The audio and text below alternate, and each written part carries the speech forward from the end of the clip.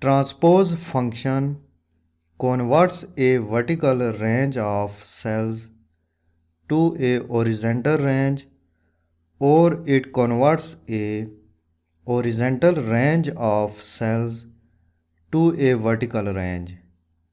This function has only one argument.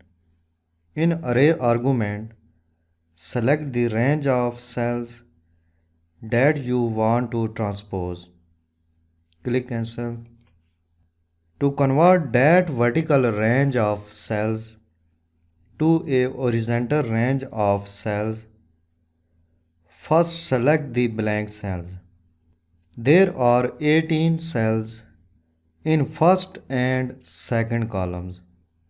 Select the same number of blank cells in a horizontal range. Press mouse and drag to right. Move down. Click lookup and reference arrow button. Click transpose function. In array box, select the cell references range. Do not click OK or press enter. Excel changes only range when you press Ctrl Shift Enter. So press Ctrl Shift Enter. Press the Ctrl Shift keys and release Enter key. Transpose function converts vertical range to a horizontal range.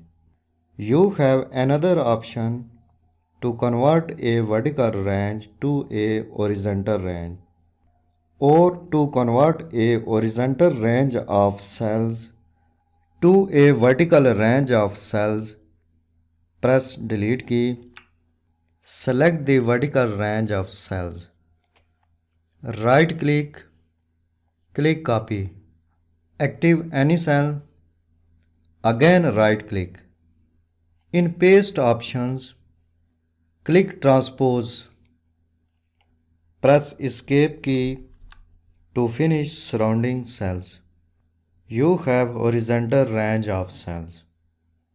Again select the vertical range of cells. Right click.